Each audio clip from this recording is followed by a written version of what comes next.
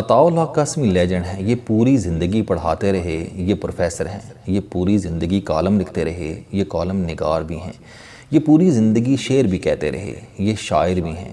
گو ان کے شعر عدل کو بھی صاحب اولاد ہونا چاہیے، کو ان سے زیادہ میاں شہباز شریف نے پڑھا، اور مجھے بعض اوقات محسوس ہوتا ہے کہ اگر میاں صاحب سے یہ شعر واپس لے لیا جائے تو یہ شاید تقریر ہی نہ کر سکیں۔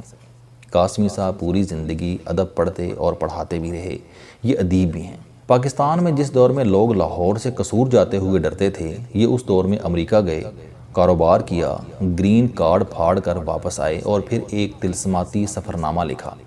یہ سفرنامہ آج بھی سفرناموں کے آئین کا آرٹیکل 6 ہے، لہٰذا ہم میں سے کوئی بھی کچا پکا لکھاری شوق آوارگی سے بہتر سفرنامہ لکھنے کی جسارت نہیں کر سکتا، اور یہ آخر میں 2 ملکوں میں پاکستان کے سفیر بھی رہے، اور یہ اس شعبے میں بھی جھنڈے گاڑ آئے، جبکہ یہ 2015 میں لاہور آرٹ کونسل کے چیئرمین بھی رہے، اور نصف صدی سے معاصر کے نام سے پاکستان کا بہترین ادبی جریدہ بھی شائع کر رہے ہیں۔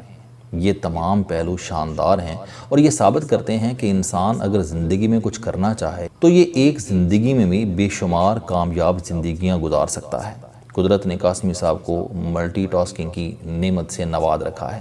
یہ اپنی ذات میں درجن بھر شخصیات لے کر پھر رہے ہیں، اور ان شخصیات میں ہر شخصیت مکمل اور کامیاب بھی ہے، لیکن ان کی زندگی کا ایک پہلو انتہائی حیران کن ہے، اور وہ ہے حصے مزاح۔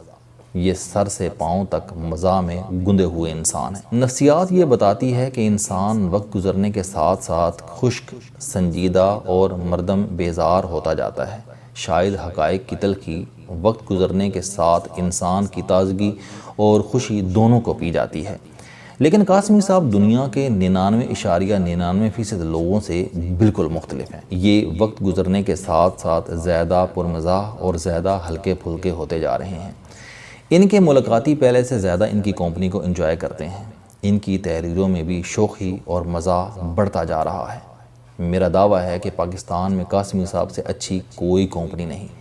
آپ ان کے ساتھ بیٹھ کر اپنے سارے غم بھول جاتے ہیں، اور یہ ان سب کے ساتھ ان گزری ہوئی دم توڑتی ہوئی تہذیب کے سفیر بھی ہیں، جسے میری نسل نے بھی صرف بچپن میں دیکھا تھا۔ ہم لوگ اس ملک کے آخری شہری ہیں جنہوں نے ٹانگوں میں سفر کیا، کینچی سائیکل چلائی، جن کی سائیکلوں کے کتے فیل ہوئے، جنہوں نے لالٹین اور مٹی کے تیل کے لیمپ دیکھے، زیرو کے بلب جلائے، جنہوں نے نلکوں کے نیچے بیٹھ کر کھلے آسمان کے نیچے غسل بھی فرمایا، نائیوں کے حمام میں نہانے کی لذت بھی لی، چکڑ چھولے بھی کھائے، ابے، تائے اور چاچے کی پھینٹی بھی کھائی، گرم دوپہروں میں چھتوں پر پتنگیں بھی اڑائیں اور ڈوریں بھی لوٹیں، لائبریریوں سے کرائے پر ناول لے کر بھی پڑھے، الاؤڈ سپیکروں پر اذانیں بھی دیں، 11ویں شریف کا ختم بھی کرایا، دیسی شربت بھی بنائے، حکیموں کے مربے بھی کھائے، دودھ کی بالائی بھی چرائی، کریم رول بھی انجوائے کیے، چاہے میں پاپے ڈبو کر بھی کھائے، لڑکیوں کو رکے بھی لکھے اور ان کے بھائیوں سے چھترول بھی کرائی، ٹکٹ کے بغیر چھپ کر ٹرینوں میں سفر بھی کیا، ویگنوں میں ککڑ بھی بنے، بسوں کی چھتوں پر بھی لیٹے، تھوک سے سلیٹیں بھی صاف کیں، تختیوں کے اوپر بیٹھ کر تختیاں بھی سکائیں،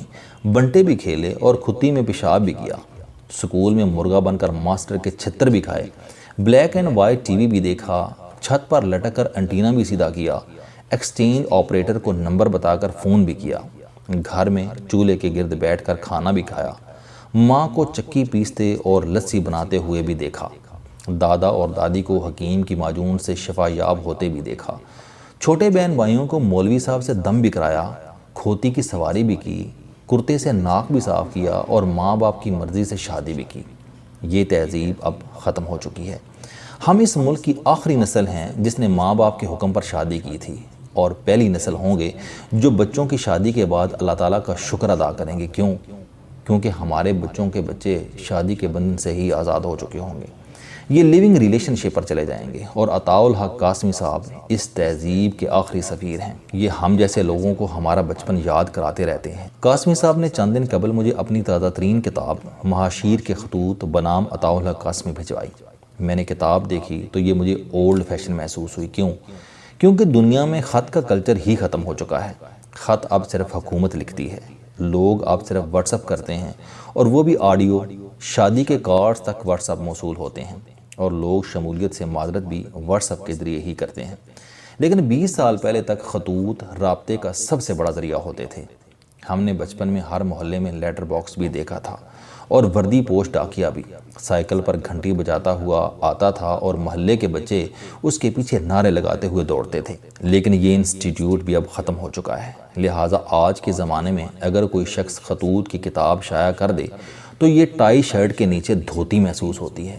مجھے یہ کتاب بھی شروع میں ایسی ہی محسوس ہوئی، لیکن میں اسے جوں پڑھتا گیا تو میں یہ کہنے پر مجبور ہو گیا کہ یہ کتاب صرف کتاب نہیں بلکہ یہ ادب، تہذیب، ثقافت اور سیاست کا البم ہے۔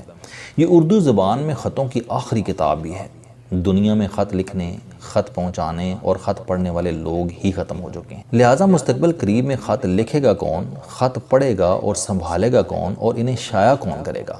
لہٰذا میرا یہ خیال ہے کہ اردو میں یہ خطوط آخری بڑی کتاب ہوگی۔ مشاہیر کے خطوط بنام عطاء الحق قاسمی میں زندگی کے ہر طبقہ فکر سے تعلق رکھنے والی 245 ایسی شخصیات کے خطوط ہیں جو اپنے اپنے میدان کے شہسوار تھے اور ہیں۔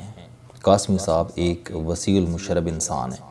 ان کے رابطے شاعروں، ادیبوں، حکمرانوں، سیاستدانوں، عالموں، سفیروں، وزیروں، بیوروکریٹس اور فوج کے اعلیٰ عہدیداروں سے تھے۔